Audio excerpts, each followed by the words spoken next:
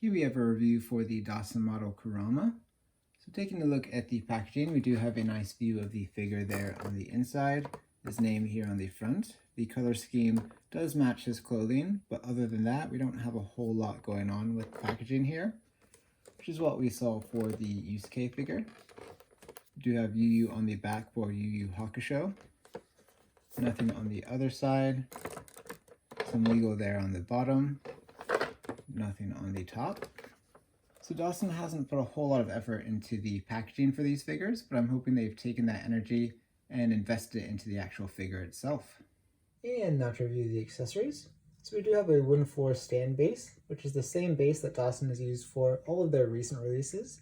If you do have any other figures from DASIN, you can combine these to make a big sort of wooden floor type scene. We do have 2 stand arms, 2 stand hands.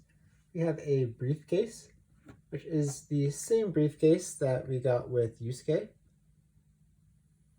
The paint and the detailing is all very clean there on the lock and the buckles.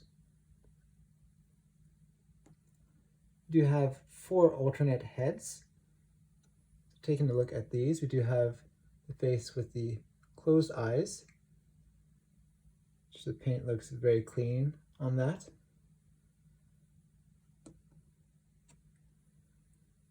Do have a face with the eyes looking off to the side and the mouth partially open.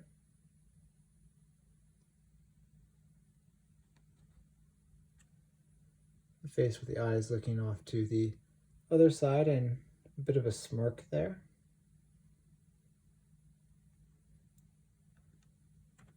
Then we have a yelling face. I will say that the detailing and the paint on all of these looks very clean, very nicely done. We also have his rose whip. It's a sort of a bright green color. Almost too bright, but I'd say it's borderline. It works.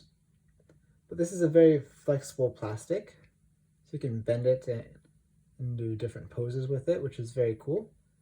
I'm not sure how well it will hold the pose. It looks like it wants to bend back to its natural state. So while you can articulate it for photography and posing, it's not going to hold that position very long.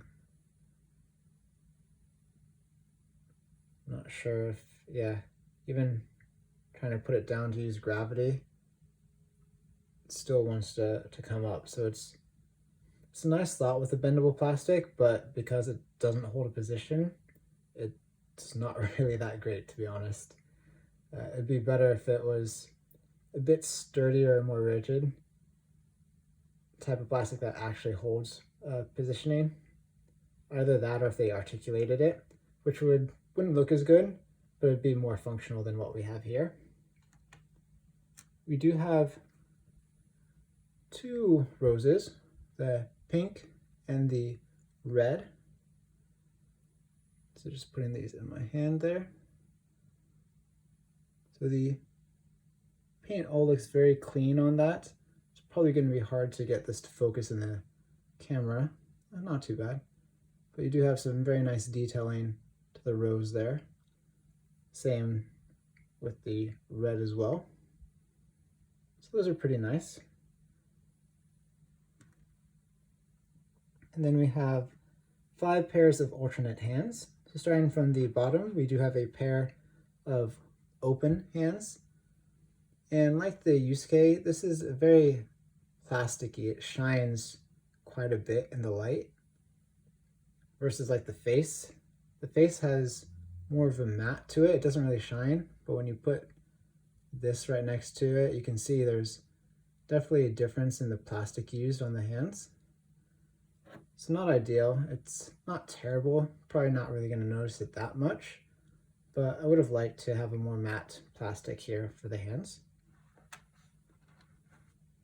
An open cup grip style hand, a pair of those. A pair of martial arts gripping hands.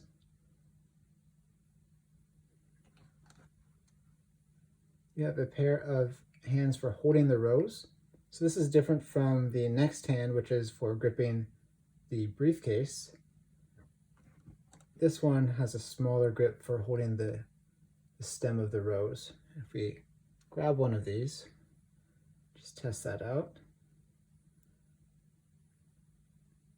So it does go in there, but yeah, depending, it wants to fall out.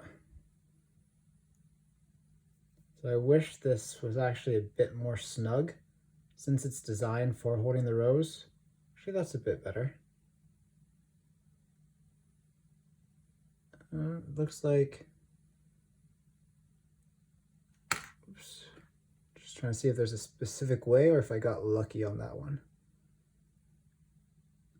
Okay, I guess if you put it more at the thumb, go from the thumb and go down towards the hand. And let's see if I can do that again. Yeah, that holds a bit better that way. It is a little particular, but once you get it, it works, well, works sort of well. Overall, the accessories I would say are pretty nice. Having the two different colored roses, lots of hands, lots of faces. I'd say the miss here is with the whip, just because it is a little bright, but really the fact that it can't hold its shape is a little disappointing. And now to review the figure. Bringing him in close, we do have some very nice sculpt and detailing here on the hair. There's also some nice shading with it getting darker at the bangs, lighter here where the light would catch it, and then darker at the crown. So it's very subtle, but it does look nice. The sculpting and detailing does continue on the back and throughout. Again, we do have some nice shading here with darker more at the ends, lighter here a bit in the middle. So subtle, but looks very nice.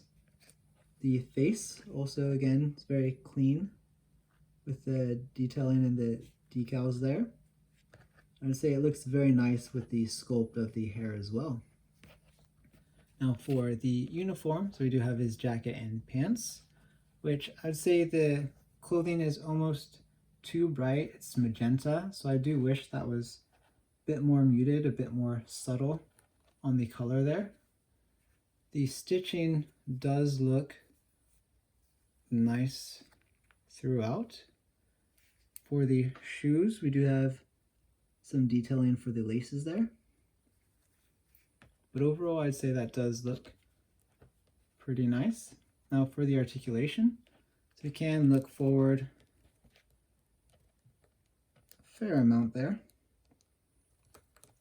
Can look back a good amount as well, which is actually quite surprising considering he does have long hair down the back side, which I'm seeing does have a bit of a cup there, so it allows it to give a bit more range of motion, which is very nice because a lot of long-haired figures, it blocks their upward motion. So it's not a significant amount, I would say, in terms of looking up, but it's definitely more than what you get with a lot of other figures with long hair.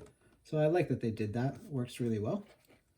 For our side, we are restricted a little bit by this tuft of hair. Other side is a bit better. We do have a nice neck roll there. This front piece of plastic is a little soft, so it does move around a little bit, which helps when looking down and looking to the side. It's not restricting anything, so that's very nice. For our arm articulation, we can come up about that far. We can rotate straight up. Can't do the full 360 because the clothes are getting knotted. The figure can actually do that, but the clothes are restricting it. It does go the opposite way. It feels like my shoulder is popping out. It is a butterfly joint there, so you can get a nice range across the chest, but I'm not sure what's going on with my shoulder. Let's see if we can fix that. There we go. We do have a bicep swivel there. And elbow, lost track of the elbow. There it is. Does come up a good amount there. Actually quite a bit. Seems that's got to be double jointed for the elbow. Yeah, my shoulder just, it feels really tight. I also noticed that the back is Velcroed. It's sewn here at the top, so if you wanted to remove it, you can unvelcro it, put his arms above his head, remove the head, and then pull it straight off the top. And then since we have him exposed, you can see that there is some detailing here on the abs, some definition, and then the muscles under the pectoral muscles there. Don't know that we'd ever want to take off his shirt. I don't think Kurama ever took his shirt off in the show, but if you wanted to, you have that option. Although it feels like once you unvelcro it, it's difficult to get this back in place. You can still see a little bit that there is that Velcro line. And considering that we don't really need him to be shirtless, some of the other characters in the series, yes, but not Kurama. So I would have preferred that they just did one piece that was sewn, no Velcro, and then it was just permanently on him, because it's just unnecessary, and it's, yeah, I would prefer to have that cleaner on the back. For our torso, can lean about that far to the side. Other side. Good amount of ab crunch. Very nice on the backwards lean. Not a whole lot of side to side twist at the waist there. Not a lot at all. Leg can come up about that much to the side. We are restricted by the crotch. The clothing is just too tight for that. Can kick about that far forward. It's pretty good. About straight out. Not that far back, but we can pretty much kick his back with the double jointed knee there. Do have the hip swivel. And then for our feet, we can get a nice down, decent on the upward as well. And then that side to side rocker. Yeah, so overall, the detailing looks great on this. I do, again, wish the color was a bit muted. Articulation is pretty solid throughout, except for, again, this weird shoulder. I may have to take off the shirt to see what's going on with my shoulder, but mine is a little bit wonky out of the package there. But other than that, I'd say pretty solid for the articulation. All right, so real quick, I did repair that shoulder. I removed the hands, the head, and then the shirt, and then put some silicone oil in here, and it does work a lot better. It's not tight, not creaking, so I can get all those positions and fully functional, working properly.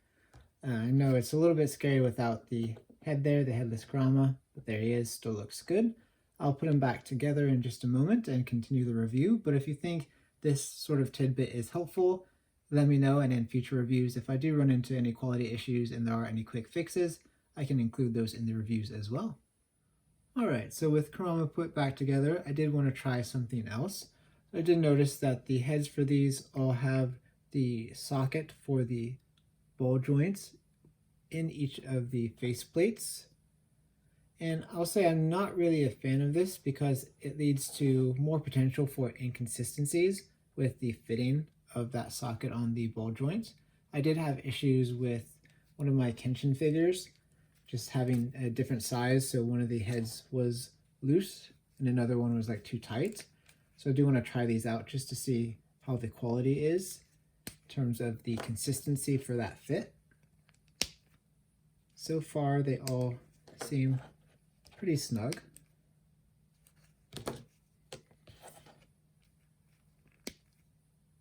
Yeah, so they all have a really good fit. So I'm glad that with Kurama the consistency is there with that ball joint. And overall, it looks good. And for our height, Kurama does stand just over 6.5 inches tall. And for our height comparisons, here we have the DASIN Kurama with the DASIN Yusuke and the One Shot Toys Spirit Detective, aka Yusuke. And I will say the scaling for the two DASIN models does work very nicely. They look really good together, whereas the one-shot toys Yusuke doesn't really scale that well with the DASIN Kurama. Moving on with our size comparisons, here we have Kurama next to the DASIN Genos from One Punch Man and the DASIN Homura Kenshin from Rurouni Kenshin. And here we have him next to the SH Figuarts Saiyan Raised on Earth Goku and the SH Figuarts Super Saiyan Full Power Goku from Dragon Ball Z. And here we have him next to the SH Figuarts Gojo Satoru from Jujutsu Kaisen and the SH Figuarts Spike Spiegel from Cowboy Bebop. And here we have him next to the Black Series Fennec Shand from Star Wars and the Figma Made Levi from Attack on Titan. Overall, the DASIN Kurama is a very good looking, very well articulated figure. Now this release does have a handful of issues, the biggest of which is probably the whip that he's holding right now. I'm actually using his hair to pinch it down into his shoulder to hold it in place, so I do wish they would have used a more rigid but still bendable plastic that you could pose and articulate freely without having to secure it. Additionally, I don't like the Velcro on the back of his jacket. It just looks a little unsightly if you're taking any rear-facing photos. Although it did allow me to get in there and fix an issue I had with his shoulder, I do wish they would have handled it a bit more discreetly. Additionally, the legs are a little thin, which can make it challenging to balance him, and the pants are a little tight, which can make it challenging to articulate those legs. Another issue with the Yu Hakusho line from DASIN is just the overall scale. They don't scale well with other 6-inch 1/12 scale figures. But Kurama looks great, the hair, the detailing in the face, it's just a fantastic looking figure. So if you're collecting the Yu Hakusho line, then you're definitely going to want to add Kurama to your collection.